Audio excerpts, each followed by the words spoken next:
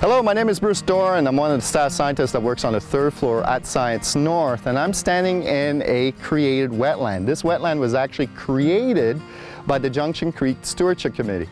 In this video, you're going to see my friend Brendan explain some of the processes and the steps that were used in order to create this wetland and some of the neat stuff that have been used in order to restore life in this habitat. Hi there, my name is Brendan O'Farrell. I'm the project coordinator with Junction Creek Stewardship Committee. We're sitting here on site of a brand new wetland. This section of Junction Creek does not have any fish associated with it, and by building these wetlands we're hoping to bring fish back into the area by filtering out any heavy metals or toxins that are actually in the water here. So if you take a look here, we can see kind of a great big hole, which hopefully by next year is going to reestablish, stabilize itself, and you won't even know that anybody was here. I would like to point out a couple of key features.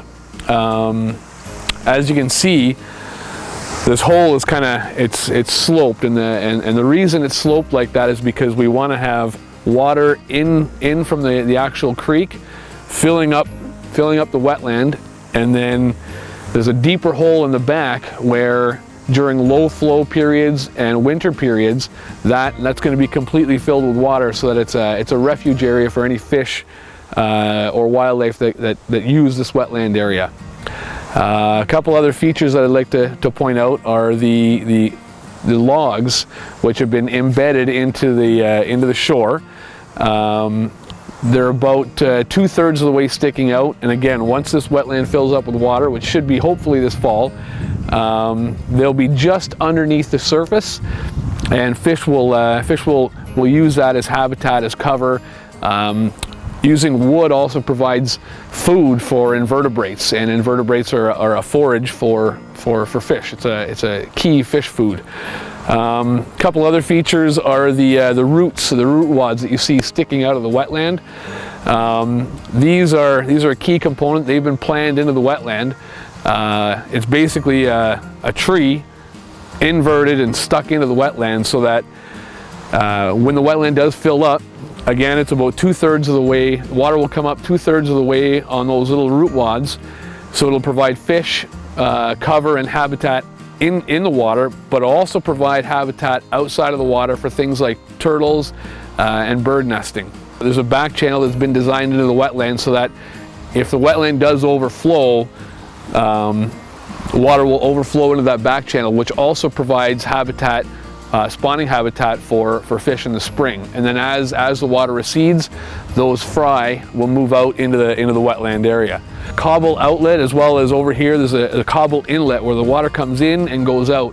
And what that cobble does is it diffuses the velocity of the water. So if the water is moving fast through the creek in the springtime, that cobble on the ground diffuses and breaks up the flow, which makes it flow into the wetland a little slower, and then it flows out of the wetland, and that cobble will catch any sediment or nutrients before it goes back out into the creek. So it's actually the whole wetland acts as a big filter for the creek. As far as stabilize and regeneration goes, in about a month's time you'll start seeing new green growth everywhere. So everywhere that's been scraped away has got a lot of seed left over from years and years and years of seeding and then not growing. So there's all kinds of seed all over the place here that you can't really see with the naked eye, but in about a month's time with a good rain, it'll all start to grow up nice and green, and then next year, hopefully in the summertime next year, you won't even be able to tell that humans were here. So as you can see, the Junction Creek Stewardship Committee is really on its way in creating these beautiful habitats that will help bring life to here, Sudbury. So in the next series of videos, we're going to see the next steps that are going to be done in order to help life in this wetland and the two other wetlands that they will have created.